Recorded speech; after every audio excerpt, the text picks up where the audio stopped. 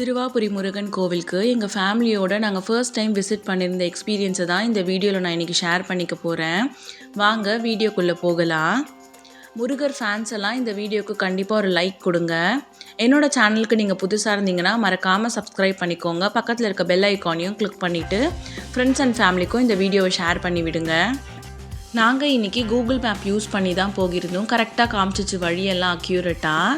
Chengalpattu Siruvapuri 2 hours கிட்ட travel time எங்களுக்கு இன்றைக்கி ஆகியிருந்துச்சு.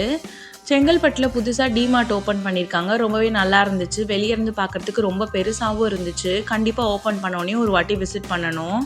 சிறுவாபுரி என்ட்ரன்ஸ்லேயே அழகாக ஒரு பெரிய வெள்ளி வேல் வச்சுருந்தாங்க. பார்க்கவே ரொம்ப நல்லா இருந்துச்சு. இங்கேருந்து இன்னொரு 20 minutes கிட்ட ட்ராவல் பண்ணால் தான் நம்ம கோவிலே ரீச் ஆக முடியும். போகிற வழி ஃபுல்லாகவுமே அழகாக வயல்வெளி, குளம், மரம், செடி இந்த மாதிரி ரொம்ப நல்லா இருந்துச்சு. மைண்டும் ரொம்ப பீஸ்ஃபுல்லாக இருந்துச்சு இந்த ட்ராவலில். 9 o'clock கிட்ட நாங்கள் கோவில் ரீச் ஆகிட்டோம். அந்த டைம்லையே ரொம்ப ரஷ்ஷாக இருந்துச்சு. நிறைய பேர் சாமி பார்த்துட்டே ரிட்டன் வந்துட்டு இருந்தாங்க. செவ்வாய்க்கிழமை இந்த கோவில் ரொம்பவே ஸ்பெஷல். அதனால தான் நாங்கள் இன்றைக்கி வந்திருந்தோம். ஒரு 6 செவ்வாய்க்கிழமை நம்ம இந்த கோவிலுக்கு தொடர்ந்து வந்துட்டு ஒரு 6 நெய் தீபம் ஏற்றணும் அப்படின்னா நம்ம மனசில் நினச்ச விஷயங்கள்லாம் கண்டிப்பாக நடக்கும் அப்படின்னு அங்கே இருக்க அக்கா சொல்லியிருந்தாங்க. நாங்கள் இதுதான் ஃபர்ஸ்ட் டைம் வந்திருந்தோம். ரொம்பவே நல்லா இருந்துச்சு எங்களோட எக்ஸ்பீரியன்ஸ். சாமிக்கு மாலை, பூ, விளக்கெல்லாம் வாங்கிட்டு நாங்கள் லைனில் நிற்கலான்னு போயிருந்தோம். பயங்கர க்யூவாக இருந்துச்சு. இங்கே பொது தரிசனம் 50 rupees டிக்கெட், 100 rupees டிக்கெட்னு 3ஆக பிரித்து வச்சுருக்காங்க. பொது தரிசனம் நம்மளால் நிற்க முடியாதுன்னு நினைக்கிறேன். ரொம்ப நேரம் ஆகும்னு சொல்லியிருந்தாங்க. ஒரு 4 மணி நேரம் கிட்ட ஆகும்னு அங்கே இருக்கவங்கலாம் சொன்னாங்க. 50 rupees டிக்கெட் ஒரு 3 hours கிட்ட ஆகும் போல். நாங்கள் இன்றைக்கி 100 rupees டிக்கெட்டில் தான் போயிருந்தோம். அதுவே எவ்வளோ க்யூ இருக்குதுன்னு பாருங்கள். நாங்கள் ஒரு 2 hours சாமி பார்த்துட்டு வெளியே வந்துட்டோம். நம்ம 100 rupees டிக்கெட்டில் போகிறோம் அப்படின்னா கோபுர வழியாக நம்ம உள்ளே போக முடியாது. சாமி பார்த்துட்டு வெளியே வர வழியாக தான் நம்மளை அலோவ் பண்ணுவாங்க. இங்கே எவ்ரி டியூஸ்டே அண்ட் சண்டே பயங்கர ரஷ்ஷாக தான் இருக்குமா. நார்மல் டைமில் வந்தோன்னா கொஞ்சம் ஃப்ரீயாக சாமி பார்த்துட்டு போக முடியும்னு நினைக்கிறேன். இங்கே நிறைய சீரியல் ஆர்டிஸ்ட் எல்லாம் வந்திருந்தாங்க. நிறைய பேரை நான் பார்த்துருந்தேன். நான் முன்னாடியே சொல்லியிருந்தேன் இல்லையா, நம்ம கோபுரம் வழியாக உள்ளே என்டர் ஆக முடியாது. சாமி பார்த்துட்டு வெளியே வர வழியாக தான் நம்மளை உள்ளே அலோவ் பண்ணுவாங்க. நம்ம வாங்கின டிக்கெட்டை இங்கே ஸ்கேன் பண்ணிட்டு தான் நம்ம உள்ளே போக முடியும். இங்கே சாமியே நம்ம உள்ளே போய் பார்க்க முடியாது. வெளியே நின்று தான் பார்க்க அலோவ் பண்ணுவாங்க. 100 rupees டிக்கெட்டில் போகிறதுனால ஃபர்ஸ்ட் லைனில் நிற்க வச்சு பார்க்க வைப்பாங்க. கொஞ்சம் கிட்ட பார்க்க முடியும். 50 rupees லைனில் போகும்போது கொஞ்சம் தள்ளி நின்று பார்க்க வைப்பாங்க. பொது தரிசனம் ஒரு மேடை மாதிரி போட்டு அது மேலே ஏறி நின்று தான் பார்க்க முடியும். ஆனால் சாமி நல்லா விசிபிளாகவே நமக்கு தெரியுது.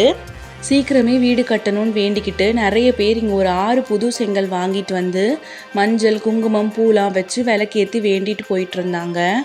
இங்கே நிறைய பேர் சீக்கிரமே கல்யாணம் நடக்கணும், கல்யாண தடைலாம் நீங்கணும்னு வேண்டிட்டும் வராங்க. அப்படி வேண்டிட்டு வரவங்க ஒரு 3 மாலை வாங்கிட்டு தந்தோம் அப்படின்னா அதில் ஒரு மாலை நமக்கு தராங்க. பொண்ணுங்களாக இருந்தால் முருகர்கிட்ட இருக்க மாலையும், பசங்களாக இருந்தால் அம்மன் கிட்ட இருக்க மாலையும் தராங்க.